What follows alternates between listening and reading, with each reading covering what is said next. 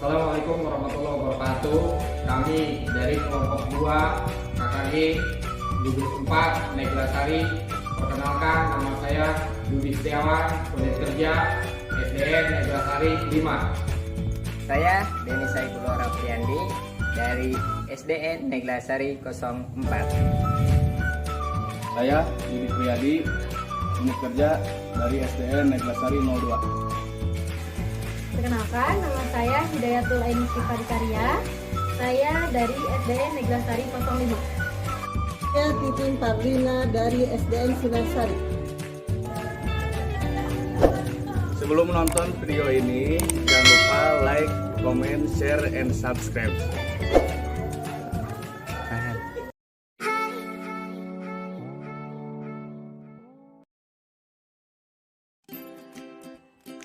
Latar belakang asesmen nasional adalah sebagai langkah dalam merespon era disrupsi dan kondisi pendidikan Indonesia yang aktual, di mana dari data-data yang dimiliki oleh Kementerian Pendidikan dan Kebudayaan, kualitas murid dan guru di Indonesia masih perlu ditingkatkan. Hal ini dapat dilihat dari beberapa fakta aktual berikut ini. Distribusi dunia kerja berdasarkan data yang dihimpun dari World Economic Forum 2015 dan 2016. Ada tren bahwa permintaan kerja untuk tenaga kerja dengan pekerjaan manual rutin berkurang dan bergantung dengan pekerjaan yang membutuhkan skill analitis dan interpersonal. Hasil PISA, salah satu standar yang kerap jadi ukuran kualitas pendidikan adalah hasil serta skor PISA. Masalahnya, hingga tahun 2018, skor Indonesia sekitar 60-70% siswa untuk kemampuan membaca, matematika, serta sains masih ada di bawah standar kompetensi minimum.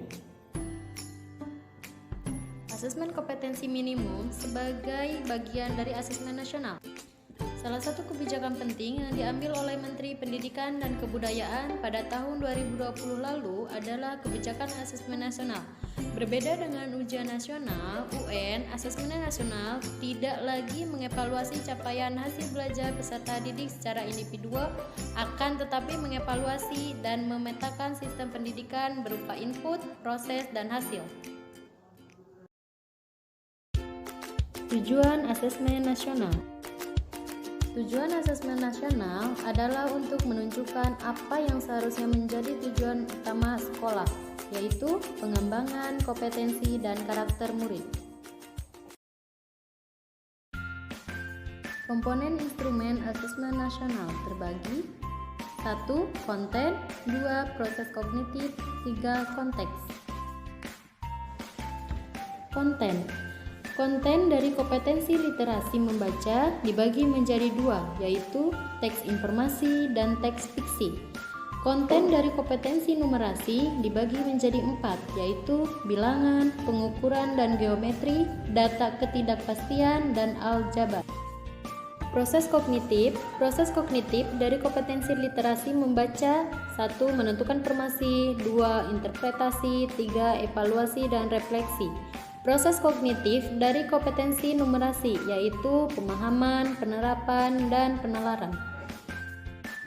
Konteks dari kompetensi literasi membaca yaitu persona, sosial budaya, saintifik. Konteks dari kompetensi numerasi begitu pula sama halnya seperti kompetensi literasi. Motivasi asesmen nasional. 1. Meningkatkan karakter peserta didik dari berbagai aspek. 2. Meningkatkan kemampuan menggunakan konsep untuk menganalisis sebuah persoalan. 3. Meningkatkan kemampuan literasi, membaca, dan numerasi.